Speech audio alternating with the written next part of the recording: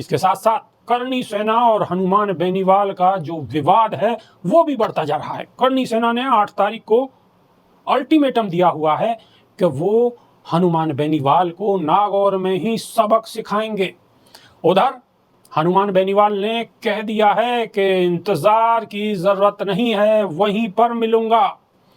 धारा 163 प्रशासन ने लगा दी है, लेकिन स्थिति तनावपूर्ण बनी हुई है। सोशल मीडिया पर प्रशासन की शासन की पैनी नजर है।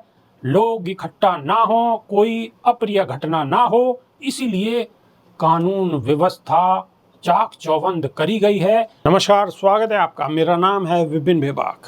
राजस्थान में पुलिस उप निरीक्षक भर्ती घोटाले को लेकर हंगामा बढ़ता जा रहा है। इसके लिए कई दिनों से जयपुर के शहीद स्मारक पर राष्ट्रीय लोकतांत्रिक पार्टी के नेता और नागौर सांसद हनुमान बेनीवाल के नेतृत्व में धरना चल रहा है और उनकी मांग है कि भ्रष्टाचार से भरी इस भर्ती को रद्द किया जाए और राजस्थान लोक सेवा आयोग का पुनर्गठन हो। बेनीवाल ने सरकार पर युवाओं के साथ वादा खिलाफी का आरोप लगाया है। हाल ही में जयपुर आयोजित युवा आक्रोश महारैली में प्रदेश भर से हजारों युवा शामिल हुए और इस रैली ने सरकार को सोचने पर मजबूर कर दिया।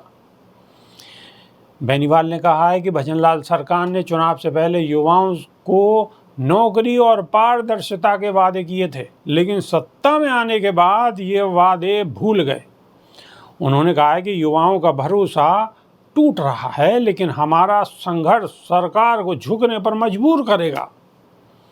बेनीवाल ने विशेष कार्य बल की जांच को दिखावा बताया है। उन्होंने कहा है कि इस घोटाले में 100 से ज़्यादा लोग पकड़े गए, लेकिन एसओजी अब तक आरोपियों पर चार्ज फ्रेम नहीं कर पाई है।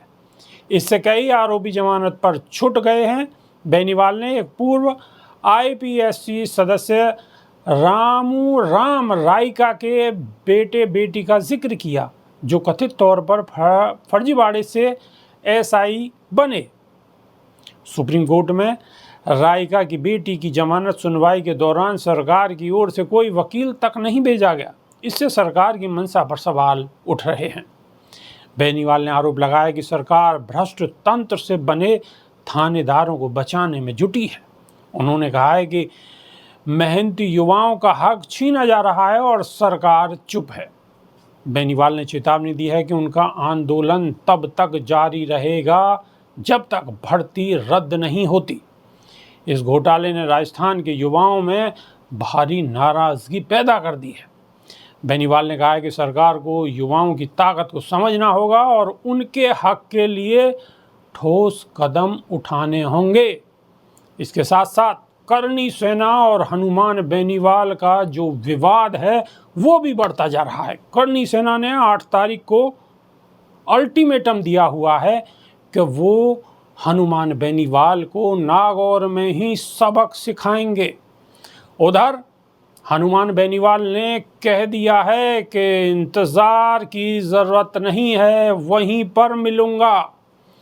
धारा 163 प्रशासन ने लगा दी है, लेकिन स्थिति तनावपूर्ण बनी हुई है। सोशल मीडिया पर प्रशासन की शासन की पैनी नजर है।